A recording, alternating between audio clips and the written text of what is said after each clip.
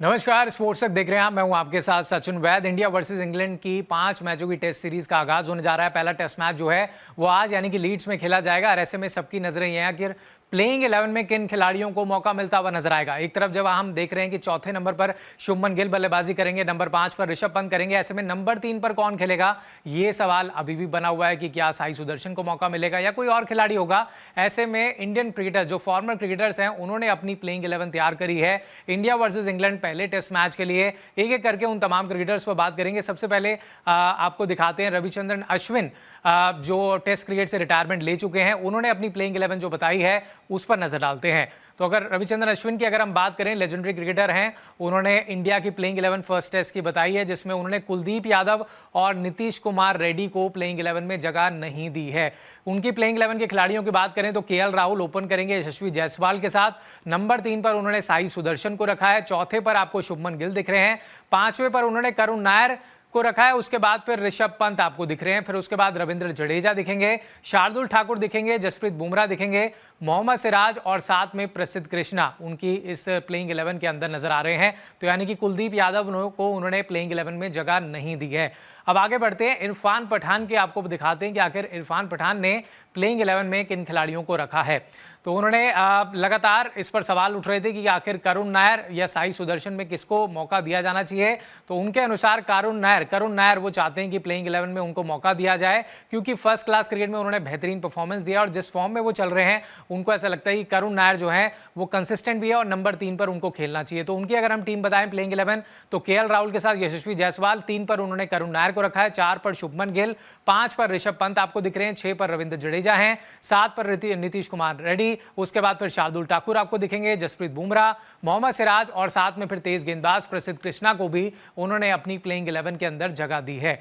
अब आगे दिखाते हैं आपको और भी क्रिकेटर्स हैं। आकाश चोपड़ा ने जो प्लेइंग 11 बनाई है वो क्या कह रहे हैं, वो किस तरीके से उनकी टीम दिख रही है वो आपको दिखाते हैं। तो आप देख सकते हैं आकाश चोपड़ा ने नंबर 3 पोजीशन पर साई सुदर्शन को जो है जगह दी है। साई सुदर्शन जो लगातार अच्छा आईपीएल में परफॉर्मेंस करके आ रहे हैं, उनकी टीम पर अगर नजर डालें तो केएल राहुल, यशस्वी जायसवाल, 3 पर साई सुदर्शन, 4 पर ऋषभ पंत आपको दिखेंगे, 5 पर करुण नायर, 6 पर रविंद्र जडेजा को उन्होंने जगह दी। शार्दुल ठाकुर को वो खिला रहे हैं, साथ में जसप्रीत बुमराह, मोहम्मद सिराज और प्रसिद्ध कृष्णा। लगभग सभी जितने भी फॉर्मर क्रिकेटर्स हैं उन्होंने प्रसिद्ध कृष्णा को जो है अपनी टीम में जगह दी है।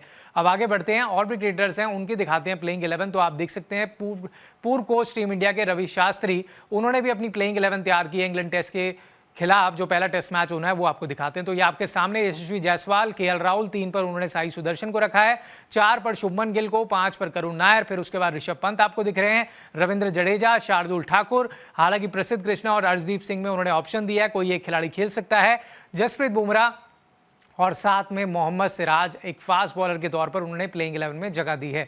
अब आगे बढ़ते हैं, एक और क्रिकेटर है वसीम जाफर, पूर्व क्रिकेटर जो है, सलामी बल्लेबाज भी थे टीम इंडिया के लिए, उन्होंने अपनी प्लेइंग 11 तैयार की है, वो आपको दिखाते हैं। तो ये देख सकते हैं आप, उन्होंने अपनी जो प्लेइंग 11 रखी है उनमें यशस्वी जायसवाल आपको दिख रहे हैं, केएल राहुल दिख रहे हैं ओपन करते हुए, नंबर 3 पर साई सुदर्शन या ईश्वरन में से किसी एक को खिलाया जा सकता है। इसके अलावा शुभमन गिल, ऋषभ पंत, करुण नायर, जडेजा, शार्दुल और कुलदीप में से किसी एक को खिलाया जा सकता है, प्रसिद्ध कृष्णा और साथ में बुमराह के साथ में सिराज को भी उन्होंने जगह दी की है। तो ये तमाम फॉर्मर क्रिकेटर्स जो हैं उन्होंने अपनी अपनी राय रखी है प्लेइंग 11 को लेकर के कि ये प्लेइंग 11 जो है बनती हुई नजर आ सकती है। इसके अलावा आपको बताएं कि पूर्व क्रिकेटर मोहम्मद कैफ ने भी स्पेशल एक ट्वीट किया है और उन्होंने क्या कुछ कहा है वो आपको दिखाते हैं। तो ट्वीट में आप देख सकते हैं उन्होंने कहा कि अभिमन्यु ईश्वरन जो है वो डिजर्व करते हैं प्लेइंग 11 में खेलना। साई सुदर्शन की जगह उन्होंने अभिमन्यु ईश्वरन का नाम लिया है। उन्होंने कहा कि उनके 27 फर्स्ट क्लास 100 हैं, लगभग फर्स्ट क्लास में 8000 के रन्स हैं उनके, और उनको इसकी रिस्पेक्ट जरूर करनी चाहिए इन रन्स की। सरफराज को ड्रॉप किया गया जो लगातार इंडिया के लिए, इंडिया ए के लिए खेलते हुए स्कोर कर रहे थे, तो कहीं ना कहीं गलती हुई है उनको लगता है सिलेक्टर से, और अब ये गलती दोबारा नहीं दोहराई जानी चाहिए। उनका मानना है कि अभिमन्यु ईश्वरन को प्लेइंग 11 में जगह दी जानी चाहिए। ऐसे में ये देखना बड़ा इंटरेस्टिंग होगा कि अभिमन्यु ईश्वरन खेलते हैं या साई सुदर्शन को मौका मिलता है, और उधर करुण नायर पर भी नजरें बनी हुई हैं कि वो आते हैं तो वो किस नंबर पर खेलेंगे। फिलहाल आपकी क्या राय है कमेंट बॉक्स में हमें जरूर बताइएगा कि आप प्लेइंग 11 किस तरीके से बना रहे हैं, वो हमारे साथ शेयर जरूर कीजिएगा और स्पोर्ट्स तक के साथ लगातार बने रहिए क्योंकि India versus England test series से जुड़ी हुई तमाम कवरेज जो है आपको यहाँ मिलती रहेगी। स्पोर्ट्स तक पर आपको न सिर्फ खबरें मिलेंगी बल्कि आपका ओपिनियन भी मैटर करता है। यह आप ही का मंच है। आइए बताइए भारतीय क्रिकेट टीम से आप क्या उम्मीद करते हैं। रहिए स्पोर्ट्स तक के साथ, सब्सक्राइब कीजिए स्पोर्ट्स तक को यूट्यूब और फेसबुक पर।